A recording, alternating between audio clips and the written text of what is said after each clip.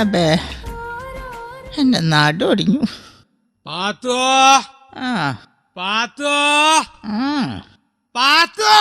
തുടങ്ങി മനുഷ്യന്റെ ലേലം വിളി. ഒരു നേരം വെറുതെ ഇരുത്തൂലാന്നേ.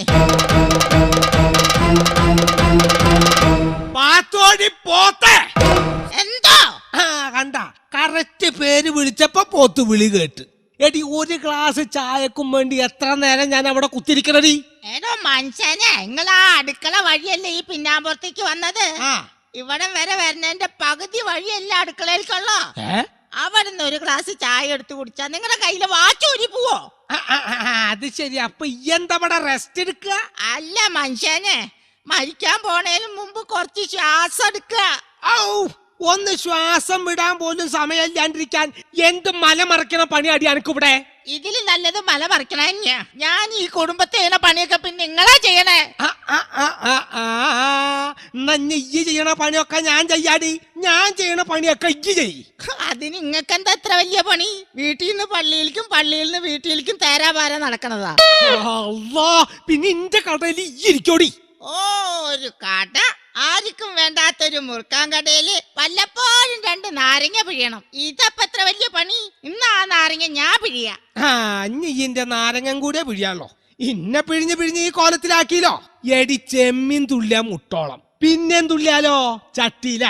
അതുകൊണ്ട് ഈ ഒരു കാര്യം ഓർത്തോ, പെണ്ണെന്നും പെണ്ണ. എന്ന് വഴക്കുണ്ടായാലും നിങ്ങൾ പറയണ കേക്കാലോ. പെണ്ണെന്നും പെണ്ണ, പെണ്ണെന്നും പെണ്ണാന്ന്. പെണ്ണെന്നും പെണ്ണെന്നെ. എന്താ ഞങ്ങള് പെണ്ണുങ്ങൾക്ക് ഒരു കുറവ്? അങ്ങനെ ഉണ്ടെങ്കിൽ തന്നെ 2 കുറവുള്ളൂ.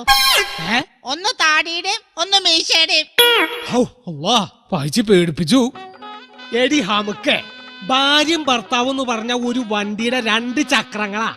അതിൽ ഒരെണ്ണം പഞ്ചറായ മതി, പിന്നെ വണ്ടി ഓടില്ല. ഒരു സ്റ്റെപ്പിന് എപ്പോഴും നല്ലതാണ്. ചെറിയ വായാലും വലിയ വർത്താനം പറയണ. അവൾ അതും പറയും, അതിലപ്പുറവും പറയും. നിങ്ങളല്ലേ മോള്? അപ്പൊ നിങ്ങളല്ലേ എന്റെ ഉമ്മ? കടന്ന് പൊയ്ക്കയ്യോടുന്ന്, അല്ലെങ്കിൽ ഇപ്പൊ കിട്ടും. അന്നെന്തിനാണ് ഇതിന്റെ ഇടയിലേക്ക് കെട്ടിയെടുത്ത്? ഞാൻ എത്ര നാളായി പാപ്പാനോട് ഒരു മൊബൈൽ മേടിച്ചു തരാൻ പറയണു. കുളി പഠിക്കണ എനക്കെന്തിനാണ് മൊബൈല്? അപ്പൊ നിങ്ങളൊന്നും അറിഞ്ഞില്ലേ? അപ്പുറത്തെ വീട്ടിലെ ചുമന്ന കാറുള്ള ഒരു ചെക്കനായിട്ട് കയ്യാങ്കളി തുടങ്ങിയിട്ട് കാലം കൊറേ ആയി. ഇനി മൊബൈലും കൂടി മേടിച്ചു കൊടുത്താ ഓഫറിന്റെ കളിയായിരിക്കും. എന്തോഫർ? ഓന്റെ കൂടെ ഒളിച്ചോടുന്നു. അത് ശരി, അന്ന കുഴപ്പമില്ല.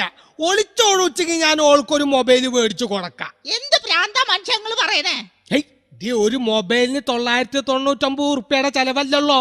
ഇല്ലെങ്കിൽ 916ന്റെ സ്വർണം കിട്ടണമെങ്കിൽ ലക്ഷങ്ങൾ എത്ര മുടക്കണം? അപ്പൊ മൊബൈലല്ലേ ലാഭം? കേട്ടവളെ കുന്നു കുഴിച്ചുകൂടും ഞാൻ. അവളുടെ മൊബൈല് അതിനെങ്ങനെ? ഉമ്മ വെയില് ചാടിയ മോള് മതില് ചാടൂലോ. എന്റെ അല്ലേ മോള്? അപ്പൊ നിങ്ങളല്ലേ എന്റെ വാപ്പ? എന്നാണ് എന്റെ വിശ്വാസം. അത് അന്ധവിശ്വാസം ആവാ. ഇനി ഒരു നിമിഷം ഞാനിവിടെ നിൽക്കില്ല. പണ്ട് വഴക്ക് മാത്രമേ ഉണ്ടായിരുന്നുള്ളൂ. ഇന്ന് നിങ്ങൾ എന്റെ ചാരിതാർത്ഥ്യത്തെയാണ് സംശയിച്ചിരിക്കുന്നത്.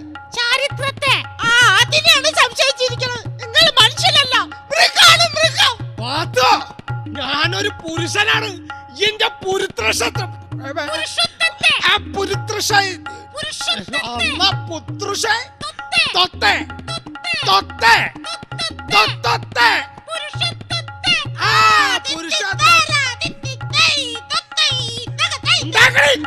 നമുക്ക് ഈ പോയി എന്നെ കളിയാക്കാനും തുടങ്ങിയില്ലേ?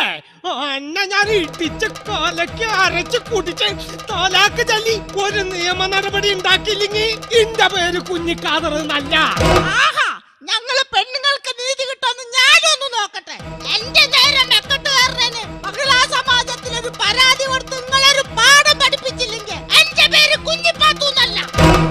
കാണാടി, കാണാ. അങ്ങനെ തന്നെ ഞാൻ പേര് മാറ്റൂല.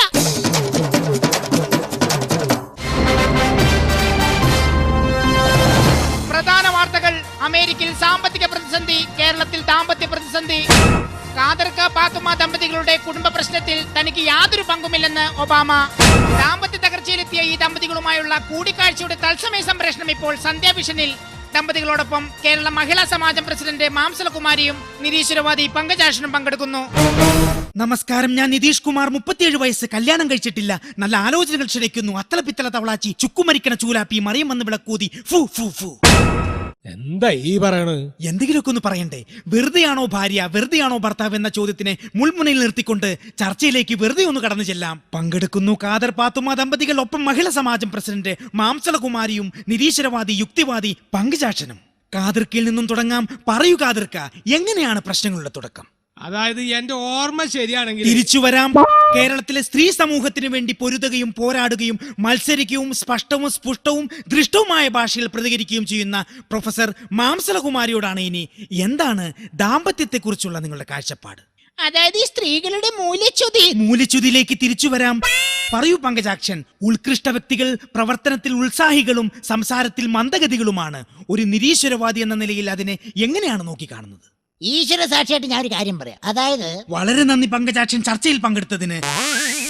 അവിടുന്ന് പോയി. ഖാദർക്ക, അറിയാൻ കഴിഞ്ഞ മറ്റൊരു കാര്യം. അതെ, ഈ മറുപടി പറയിപ്പിക്കുച്ചെങ്കിൽ മാത്രം ചോദിച്ചാ മതി. തീർച്ചയായും. വിവാഹശേഷം പാത്തുമ്മയ്ക്ക് സമാധാനം കൊടുക്കാത്ത, സന്തോഷം നൽകാത്ത, തൊട്ടതിനും പിടിച്ചതിനുമൊക്കെ മെക്കിട്ട് കയറുന്ന കച്ചറ സ്വഭാവക്കാരനാണോ ഖാദർക്ക? എന്താ എന്റെ നിതീഷ് മോനെ ഇങ്ങനെ കണ്ണിച്ചോരല്ലാണ്ട് പറയണത്? ഷാജഹാൻ ചക്രവർത്തി മുംതാസിനെ സ്നേഹിച്ച പോലെയാണ് ഞാൻ ഈ പഹിച്ചിനെ സ്നേഹിക്കണത്, അറിയോ? ഇത്രയും കടുത്ത പ്രേമമാണെങ്കിൽ ഇത്താക്ക് വേണ്ടി താജ്മഹൽ പണിയുമോ? പണിയോന്നാ? അതിനു വേണ്ടി സ്ഥലം വരെ ഞാൻ മേടിച്ചിട്ടുണ്ട്. അതിന് ഈ പഹിച്ചൊന്ന് മയ്യത്തായി കിട്ടണ്ടേ? വളരെ നല്ല മറുപടി പാത്തുമ്മ. ഒരു കാര്യം നമുക്ക് ഇതിൽ നിന്നും മനസ്സിലാക്കാം. സ്ത്രീയാണ് കുടുംബത്തിന്റെ വിളക്ക്. ഞാൻ ഓർത്തു പോകുന്നു ആ കവിത. കണ്ണുനീർത്തുള്ളിയെ സ്ത്രീയോട് ഉപമിച്ച കാവ്യഭാവനെ. അഭിനന്ദനം, അഭിനന്ദനം, നിനക്ക് അഭിനന്ദനം. എന്തു പറയുന്നു? ഓടും കുതിര, ചാടും കുതിര, വെള്ളം കണ്ടാൽ നിൽക്കും കുതിര, എന്തു പറയുന്നു? ചെരുപ്പ്. കറക്റ്റ്. കേരളം പോലെയല്ല ഇന്ത്യ, ഇന്ത്യ പോലെയല്ല ഭാരതം. ഇത് രണ്ടും കമ്പയർ ചെയ്താൽ എന്താണ് അമേരിക്കയുടെ സംസ്കാരം? അതിപ്പോ ഈ അമേരിക്കയെ സംബന്ധിച്ചിടത്തോളം എനി ടൈം ആർക്ക് വേണമെങ്കിലും പൊതുസ്ഥലത്ത് വെച്ച് ചുംബിക്കാം, പക്ഷെ മൂത്രമൊഴിക്കാൻ പാടില്ല. എന്നാൽ ഇവിടെ എങ്ങനെയാണോ? പൊതുസ്ഥലത്ത് വെച്ച് ആർക്ക് വേണമെങ്കിലും മൂത്രമൊഴിക്കാം, പക്ഷെ ചുംബിക്കാൻ പാടില്ല. പിന്നെ എങ്ങനെ ഇതുപോലുള്ള ദമ്പതികളുടെ ഇടയിൽ പ്രണയം ഉണ്ടാകും? എന്തു പറയുന്നു മാംസള? എന്തായാലും ഇത്തരം കൾച്ചർ ഇല്ലാത്ത കാര്യങ്ങളോട് ഞാൻ യോജിക്കുന്നില്ല. പൊതുവഴിയിൽ യൂറിൻ പാസ് ചെയ്യുന്നതാണോ പ്രണയം? എത്രയോ നല്ല പ്രണയ ചിത്രങ്ങൾ നമ്മുടെ നാട്ടിൽ വരുന്നുണ്ട്. ആ ചിത്രങ്ങളിലൊക്കെ നായകന്മാരെ പോലെ ഇവർക്ക് പ്രണയിച്ച് ജീവിച്ചൂടെ? എന്താ ഈ ഹംക്ക് പറയണ്? എടോ മാംസളെ, സിനിമയില് നായകന്മാര് പ്രേമിച്ച് സ്നേഹിച്ച് അഭിനയിച്ചു എന്ന് പറഞ്ഞ അവർക്ക് ആ ഷൂട്ടിംഗ് കഴിയുമ്പോ കൈ നിറച്ച് കാശ് കിട്ടും. ഈ വക ബീസുകളുടെ പിന്നാലെ പ്രേമിച്ച് നടന്ന 10ന്റെ പൈസ കിട്ടുമോ? Mister Khader, mind your words. Yes, yes. ആ പദവിയുടെ അർത്ഥം അറിയോ എനിക്ക്? അതറിയണമെങ്കിൽ ഇന്ത്യ എന്താന്ന് മനസ്സിലാക്കണം. അക്ഷരങ്ങൾ അച്ചടിച്ചു കൂട്ടിയ പുസ്തകത്തിൽ നിന്ന് ഈയൊന്നും പഠിച്ച് മനസ്സിലാക്കിയ ഇന്ത്യ അല്ല, അനുഭവങ്ങളുടെ ഇന്ത്യ. അത് മനസ്സിലാക്കണമെങ്കിൽ സെൻസ് ഉണ്ടാവണം, സെൻസിബിലിറ്റി ഉണ്ടാവണം, സ്റ്റെപ്പ് ഉണ്ടാവണം, ട്രാൻസ്ഫോമർ ഉണ്ടാവണം, സോഡ ഉണ്ടാവണം, ഗ്ലാസ് ഉണ്ടാവണം, അച്ചാർ ഉണ്ടാവണം. ഇതൊന്നുമില്ലെങ്കിൽ അതുപോലെ തലയ്ക്ക് പ്രാന്തെങ്കിലും ഉണ്ടാവണം. ഇങ്ങനെ ഒരു ലൈസൻസും ഇല്ലാതെ പുരുഷന്മാരെ അവഹേളിക്കുന്നതാണ് നിങ്ങളെ പോലുള്ള വിവരം കണ്ട സ്ത്രീകളുടെ പരാജയം. സത്യത്തിൽ അതാണോ പരാജയം? എന്തോന്ന് പരാജയം? മൂക്കറ്റം വെള്ളമടിച്ച് വഴി കിടന്ന് പ്രശ്നം ഉണ്ടാക്കി ഭാര്യക്കും മക്കൾക്ക് മാനക്കേടുണ്ടാക്കുന്ന ഇത്തരം നികൃഷ്ട ജീവികളോട് സ്ത്രീകൾ പിന്നെ എങ്ങനെയാണ് പ്രതികരിക്കേണ്ടത്? ഇനി സ്ത്രീകളെ അടക്കി ഭരിക്കാൻ ഒരു പുരുഷന്മാരെയും അനുവദിക്കുന്ന പ്രശ്നമില്ല. മിസിസ് മാംസളം, പുരുഷന്മാരെ ഇങ്ങനെ അടച്ചാക്ഷേപിക്കരുത്. അടച്ചല്ല, നിങ്ങളൊക്കെ അടിച്ചാണ് ആക്ഷേപിക്കേണ്ടത്. എന്തിനധികം പറയുന്നു? നിങ്ങൾ ഏതൊരു പത്രവാർത്തയും എടുത്തു നോക്കൂ. വിവാഹം കഴിഞ്ഞ ദിവസങ്ങൾക്കകം അവിടെ ഒരു സ്ത്രീ സ്റ്റൗ പൊട്ടി മരിച്ചു, ഇവിടെ ഒരു സ്ത്രീ സ്റ്റൗ പൊട്ടി മരിച്ചു. എവിടെയെങ്കിലും ഒരു പുരുഷൻ സ്റ്റൗ പൊട്ടി മരിച്ചായി നിങ്ങൾ കേട്ടിട്ടുണ്ടോ? കേട്ടിട്ടുണ്ടോ പങ്കജാക്ഷൻ? അവളുടെ ഒരു സ്റ്റൗ തെങ്ങിന്റെ മേളിൽ നിന്ന് വീണ് പുരുഷൻ മരിക്കുന്നു, ഇലക്ട്രിക് പോസ്റ്റിന്റെ മുകളിൽ നിന്ന് വീണ് പുരുഷൻ മരിക്കുന്നു. എപ്പോഴെങ്കിലും ഇതിന്റെ ഒക്കെ മേളിൽ നിന്ന് വീണ് ഏതെങ്കിലും ഒരു സ്ത്രീ മരിച്ചിട്ടുണ്ടോ? ഫോർ എക്സാമ്പിൾ, എത്രയെത്ര ആനപ്പാപ്പന്മാർ ആന ചവിട്ടി മരിക്കുന്നു. ഇതുവരെ ഏതെങ്കിലും ഒരു ആന പാപ്പി ആന ചവിട്ടി മരിച്ചിട്ടുണ്ടോ? എന്നിട്ട് അവളൊരു തുരുമ്പ് പിടിച്ച സ്റ്റൗവുമായി വന്നിരിക്കുന്നു. ഇവളുടെ പല്ലടിച്ചു ഒഴിക്കാൻ ആളില്ലാണ്ടാണ്. ഇങ്ങോട്ട് വാട അടിച്ചു കൊഴിക്കാൻ. എന്റെ കൈ രണ്ടും ചന്തയ്ക്ക് പോകും. ചന്ത തന്നെയാണ്. ഇതുപോലെ ചന്ത വർത്താനേ പറയൂ. അത്രക്കായോ? ചർച്ച വഴിതെറ്റുന്നു, വാക്കുകൾ അതിര് കടക്കുന്നു, കാക്കയും താത്തയും കണ്ണു തള്ളുന്നു, മൊത്തത്തിൽ കുളമാകുന്നു. നിന്ന് കഥാപ്രസംഗം പറയാതെ ഇങ്ങോട്ട് മാറി നിൽക്കണം. ഇയാളെ രണ്ട് പൊട്ടിച്ചാൽ എനിക്ക് സമാധാനം കിട്ടുള്ളൂ. കൊല്ലം കുറെ ആയി ഈ കാലമോടെ ഞാൻ സഹിക്കാൻ തുടങ്ങിയിട്ട്. എന്നെ സഹിക്കണമെന്നാ? നിന്നെ പോലൊരു ഭൂതനെ ഇത്ര നാൾ സഹിച്ച എന്നെ പൂവിട്ട് പൂജിക്കണം. നിനക്കറിയോ നിതീഷ്, ഈ പിശാച് ഒപ്പിടാത്തത് കൊണ്ടാണ് ഞങ്ങൾ ഇപ്പോഴും ഡൈവോഴ്സ് ആവാതെ നടക്കുന്നത്. ഭാര്യയാണത്രേ, ഭാര്യ. ഒരു ഭർത്താവ് വന്നേക്കണ് അലവലാതി. നിർത്തണേ. അയ്യയ്യയ്യയ്യയ്യേ. ഒരു വിധം ഫാമിലിനെ ഞാൻ കണ്ടിട്ടുണ്ട്, ഇതുപോലൊരു കൂതറ ഫാമിലിനെ ഞാൻ എന്റെ ജീവിതത്തിൽ കണ്ടിട്ടില്ല. ഇവറ്റകളൊക്കെ വെച്ച് നോക്കുമ്പോ പാത്തുമ്മ, നമുക്ക് സ്വർഗല്ലേ സ്വർഗം. പറയാനുണ്ടാക്കാതിരിക്ക, ഇത് മഹിളാ സമാജല്ല, ലഹളാ സമാജ. അങ്ങനെ പറയ്. ഇതിന്ന് എന്തായാലും ഒരു കാര്യം നമുക്ക് മനസ്സിലായി. നമ്മുടെ പ്രശ്നം തീർക്കാൻ ഒരു മഹിളാ സമാജത്തിനും പറ്റില്ല, ഒരു സാഹിത്യകാരനും പറ്റില്ല, ഒരു ചാനലുകാരനും പറ്റില്ല. നമ്മൾ തന്നെ വിചാരിക്കണം. മനസ്സിലായാ? ദാ ഇപ്പൊ ഞങ്ങളൊന്നായി, നിങ്ങൾ തമ്മിൽ എന്താണ് ഞാൻ ആയിക്കോ. ചർച്ച മതിയാക്കി ഒരു പാട്ടങ്ങട് ഇടോ.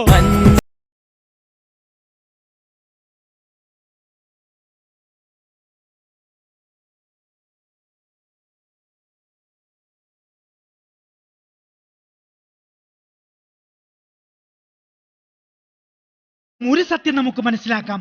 ഏതൊരു കുടുംബത്തിനും ജീവിത വിജയം വേണമെങ്കിൽ സ്ഥിര പരിശ്രമത്തെ ആത്മമിത്രമായും, അനുഭവത്തെ ഉപദേശിയായും, മുൻകരുതലിനെ ജ്യേഷ്ഠനായും, മഹത്വത്തെ രക്ഷിതാവായും എടുക്കണം. അങ്ങനെയായാൽ ഒരു ഭാര്യയും ഒരു ഭർത്താവും വെറുതെയാകില്ല. വഴക്കുകൾ അവസാനിക്കുന്നു. നിതീഷ് കുമാർ, സന്ധ്യാവിഷൻ.